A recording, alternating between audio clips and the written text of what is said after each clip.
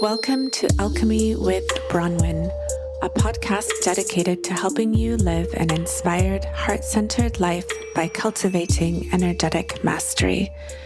We delve deep into how to organize our life force around what matters most. I'm your host, Bronwyn Ayla, board-certified acupuncturist, mama, dancer, and practitioner on the path of illumination.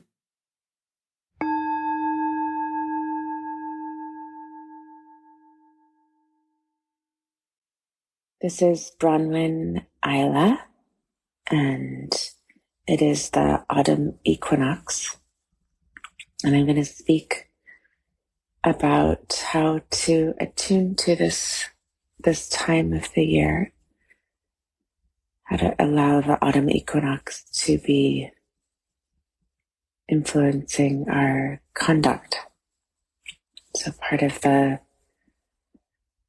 cycle of being a human being is allowing nature to influence us and to be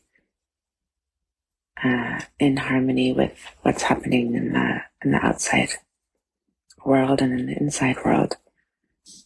As the earth is spinning around the sun and the moon around the earth, and all of the ways that we are cycling through space, through time, makes sense that we would want to also harmonize and be included in these massive rotations. Autumn is a time to have the out breath, the letting go, and the allowing of the slowing down. And autumn equinox is the middle of autumn.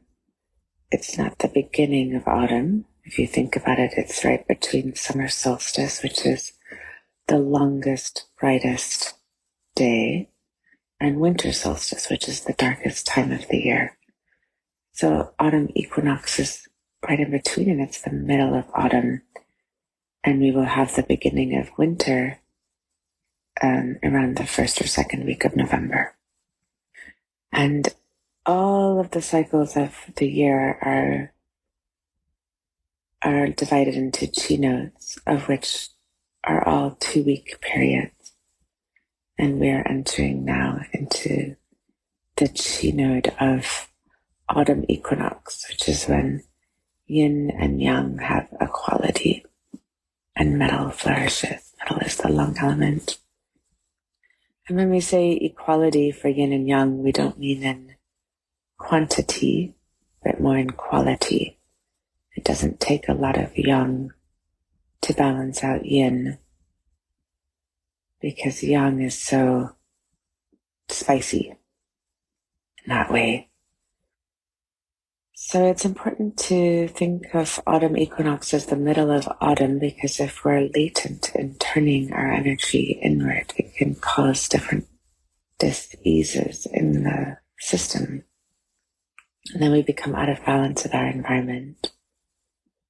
And not living in harmony with our environment is a big source of not only dis-ease in our systems, but also an unfulfillment of the nourishment of our destiny. Like if we're not actually cycling and harmonizing and having phases of completion and doing and ambition and letting go, we can fail to fulfill our destiny, that what it is that we came here for, because we're not honoring these cycles which can govern our beingness in the world. And during autumn, our environment becomes more and more yin, more and more quiet. And this is also the time of year when I often have people coming to me in my clinic saying that they are feeling more introverted and sometimes sad, and a lot of grief is coming up. And my first course of action is to assure them that that is healthy. It's healthy to have times of our lives where we grieve and where we remember loss and where we want to be less social and more on an inner journey. In allopathic medicine, it's called seasonal affective disorder, as if it's a disorder. But actually, it's healthy to have times of slowing down and being quiet. Of course, there can be extremes of that need to be helped along. But dipping our toe into feelings of loss is a healthy part of life. If we are only wanting the summer beach days or the hot holiday vacation moments, then we're not living in the full spectrum of humanness, of human beingness. So that yin energy that's starting to really become more and more prominent has a very quiet, still quality that's quietly calling us to let go and turn in. So if we've been cultivating autumn well in the last 6 weeks since the beginning of autumn, and around August 1st or 2nd, then we've spent this time completing projects and allowing ourselves to let go of the ambition of summer and starting to organize our lives to prepare for this quiet stillness that winter brings. So this includes cleaning out all the cupboards and the house and really doing a deep purge of anything extra that's not needed, and allowing spaciousness and a time to not do. So if we have a home that's full of extra things, it's harder to really sink into stillness. It's the time when we've harvested, cut the fruits from off the stem, off the vines. We've harvested the vegetables or are finishing up that harvest. And so when we cut those fruit from the vine, they're not growing anymore. And same with our project. We're not adding more steam to the projects now. We're completing, tying up, crossing the T's, dotting the I's, and looking for ways to complete all of the activity for these last few weeks. So we have 6 more weeks until winter time. As we turn inward in autumn, it's a time to gather our chi into ourselves on all this level. So this means saying no to overcommitting your time and energy. That would be really taxing on the adrenals and the kidneys at this time, to be overdoing too many things. It means avoiding any kind of final pushes or one last all-nighter or whatever that could look like in our own lives, and really slowing down and really taking the time to contemplate what that actually means.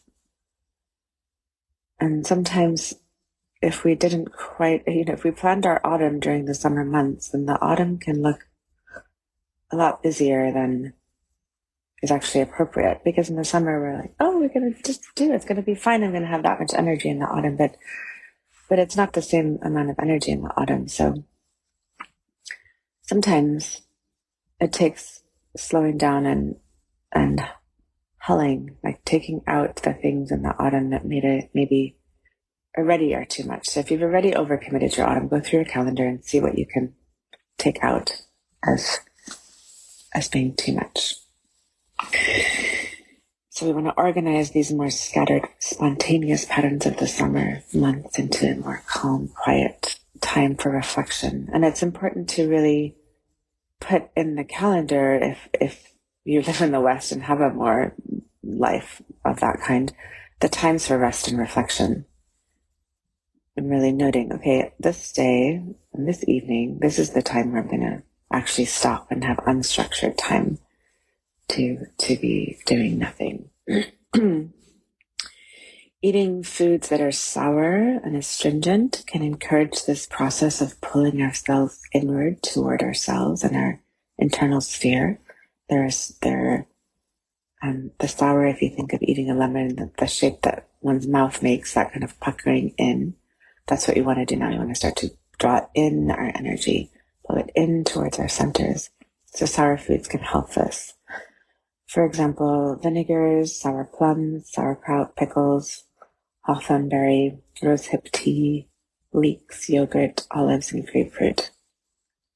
This is the season to pickle, ferment, and store our harvests for the winter. It's also a great time if you haven't yet put away anything from the summer months, any kind of financial savings or investments. This is also the time to really put away abundance, financial abundance for the winter years of our lives. To take extra money and put it away for saving for when we're older. So the timing for your practice is optimal at 6 p.m. in the evening. And the counsel is for these practices, whether they're yoga, dance, meditation, qigong, whatever, to be done indoors, morning and evening in short sessions, rather than long, sweaty sessions. We want to be careful to use our qi to prepare us for the winter months, to replenish, restore, and tonify our blood and our kidneys and our lungs. We want to use all of that qi to tonify ourselves rather than overly exert our energy by squandering our qi through too much exercise. As far as food goes, this is the time to nourish with slow food. As yin is taking charge, it's best to eat nourishing foods with a high concentration of jing. Jing is our prenatal essence. It's the essence that we were given at the time of our parents' conception, and partly also in utero. And this jing is very hard to replenish when we squander it through over-exercise, too much sex, or overwork, or staying up all night and not taking care of ourselves, and not living in harmony with the seasons. So we want to eat things that have a high concentration of jing and qi. So we can't really eat jing. Some people would say you can't really eat jing, you can only inherit it, but we can do things that help sustain the jing that we have left in our bodies. Roasted fall vegetables like warm, hearty squash soups, roots, and other hearty foods help us prepare for winter. Generally, we want to be cooking with less water at a lower heat for longer periods of time. This is a great time to pull out your crock pot or roasting in the oven with a low heat on a flame, so that these deeper nutrients can start to emerge from our foods. If we cook foods quickly, it creates more rajas, or more speed or heat, and encourages a kind of a busyness in our minds and our bodies. Allowing things to cook more slowly encourages us to focus more internally, slow down, and receive the deep nourishment from foods, which is simple and easy to assimilate. So we want to avoid more complicated meals. Simple, slow cooked, easy to assimilate, quiet food. The more cooked a food is, the less our own bodies need to cook it. And so we need less energy to assimilate it. It's our spleens that are responsible for cooking the food that we take in. So it can be hard on the spleen to have a lot of raw food this time of year. And that becomes more and more the case until we have the spring sprouts that come up, and then we can start to add in more of that freshness. And it's important to dress warmly, as Lu Ming, my teacher in this way, would frequently remind us. The weather report is not the Qi report.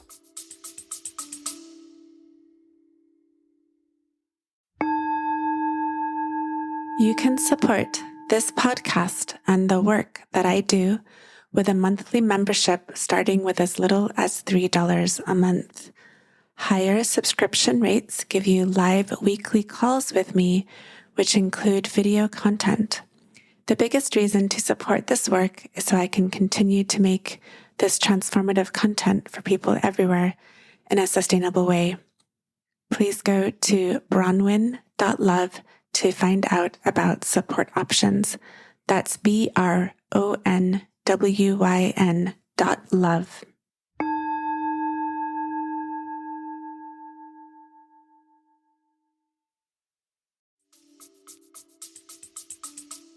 So even if the weather is warm, we're still vulnerable to common colds and other externally contracted infections. The easiest way for these we think of a pathology or wind to come in is through our wrists, ankles, and neck. So if you are hot, even you could still wear socks or like something around your ankles, wrists, and throat. You can even just cut off an old pair of socks and put them around your wrists to keep the chi in those areas. Another idea, especially if you're on your bike or exposed to a lot of wind, is to put cotton balls in your ears. That can prevent a lot of the more common colds and flus that can start to come in starting around this time. It's important to observe all of the dryness this time of year. We can see that in the crackling leaves, the dry grasses, and the crisp air. And part of the susceptibility in autumn is through the lungs and the dryness. This dryness primarily affects the lungs, but it can also affect other parts of the body. Symptoms of this dryness coming into our systems can be an itchiness, a thirst, dry skin, and throat. And people who are thin or more vata are often more susceptible to this dryness. Vata means like a windy type. And there's ways to mitigate a vulnerability to the dryness by increasing more moistening foods. Foods which have more oil in them, olive oil, avocados, evening primrose oil, different kinds of oils inside the system. And also some of the foods that are more moistening, such as spinach, pears, apples, persimmons, loquats, and different seaweeds. It's wonderful. All of these foods just so perfectly come into ripeness right at the right time. So many of the foods that are in season at this time have this function. Almonds, pomegranates, pumpkins. And so we can mitigate the onset of yin deficiency by nourishing dryness at this time. It's also a really nice time of year to have an oil diffuser going in your home or office, which helps moisten the air and disrupt the dryness. I like to especially use this time of year fennel, geranium, jasmine, and oak moss, which all help nourish the yin. And they assist with pulling in rampant summer energy. You can also use astringent oils like cypress and geranium and mimosa.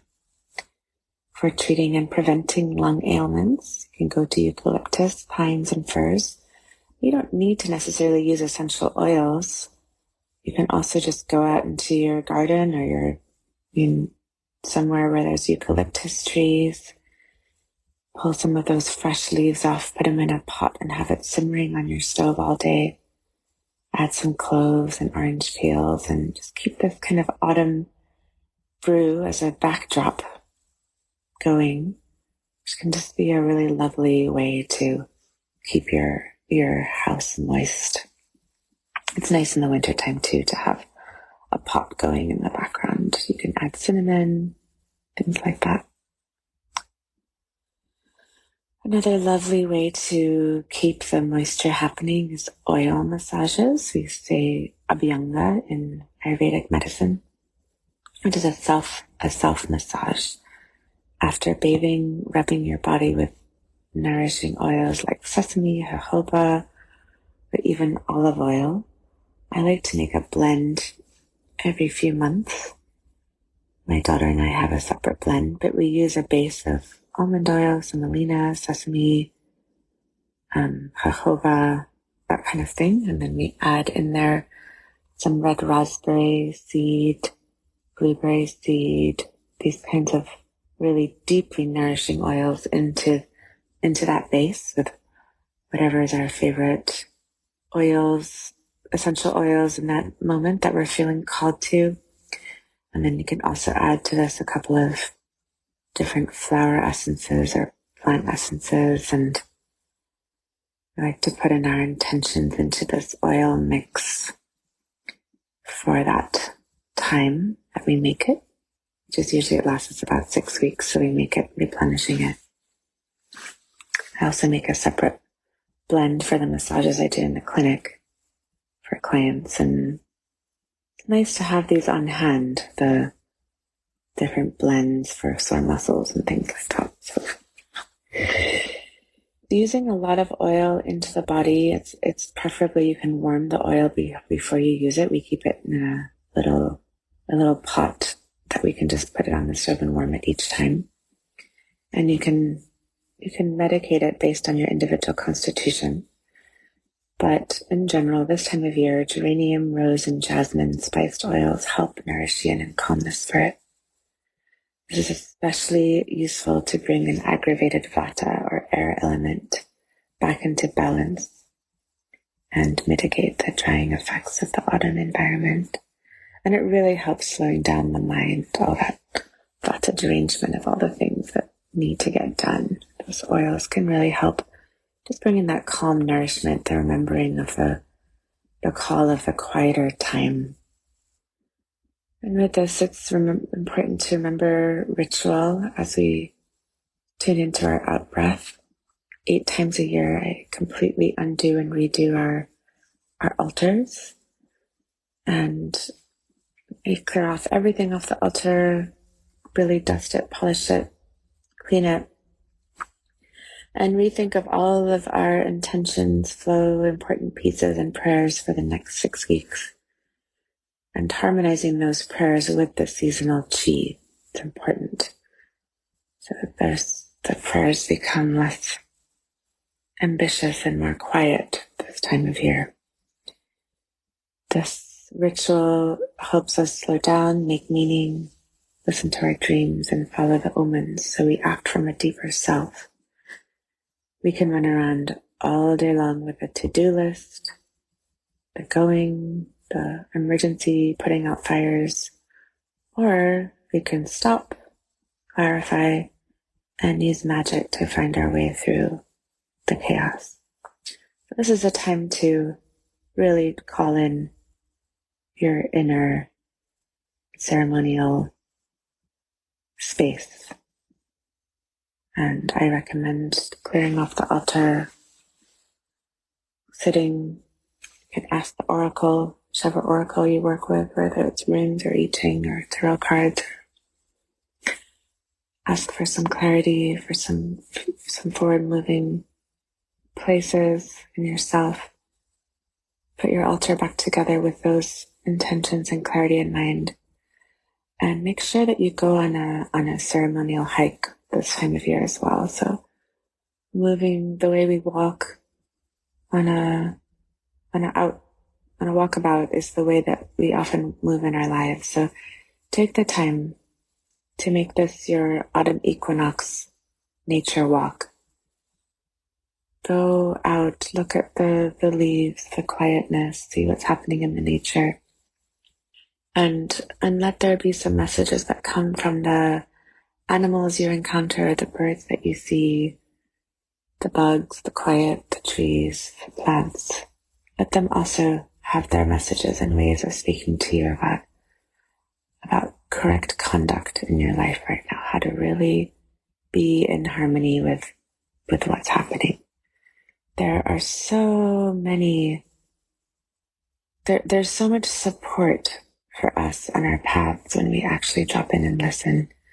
And as soon as we tune in to the light and really take the time to tune into our higher selves, to God, to Great Spirit, to the light, to the nature, however you want to talk about that process of the tuning in, there's a whole host of support that comes in to help guide us. They're just waiting for us to listen. They're just waiting, quietly, calmly waiting for us to tune in. And so when we tune in, it's remarkable how much support we actually have to be guided in our lives. So that's all we have to do is tune in.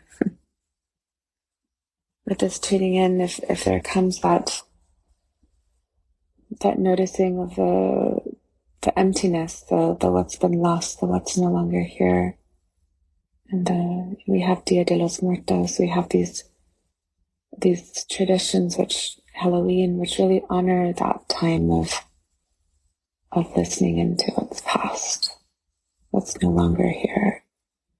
This is a time to really allow ourselves to let that go. And it'll become even more so in about 6 weeks when we start the beginning of winter. But allowing for the spaciousness now will then allow that process in 6 weeks to have more gravity, more weight, more ability to actually tune into the winter time and allow it to really transform us. That's the idea with tuning into these cycles. We're finding the cycles allowing us to transform, allowing them to have their way with us, where they can actually rock us and move us and allow us to transform into the next version of us. And so that requires updating the habits, all the ways that we are doing our lives or being in our lives as we evolve to higher levels of consciousness. It is important that we update our lives to make sure that they're a reflection of our inner space. And the updates that we make to our outer lives also then will help us evolve to these higher levels of consciousness. They go hand in hand. So blessings in your process and all of the transformations that are available for all of us in this time. And may you take the time to honor and be in this process of transformation. Thank you so much for tuning in. My name is Bronwyn Ayla, and I will be posting on social media via my Facebook page and Instagram at Bronwyn Ayla. Different updates as we move through the season. I post regular updates and reminders and ways to tune in more. Thank you for listening. You can also find out more on my blog at bronwynayla.com/blog. Thank you for tuning in to Alchemy with Bronwyn. This podcast, which is dedicated to helping you live an inspired, heart-centered life by cultivating energetic mastery. We delve deep into how to organize our life force around what matters most. Send me a message. You can do that in the show notes. You'll see a link. Let me know how it went for you. Also, please remember to hit the like button, support button, all the rest of it. And you can support me to make more great content for people everywhere at bronwyn.love. That's BRONWYN.love. All those links are in your show notes. Many blessings, and I hope to tune in with you again soon.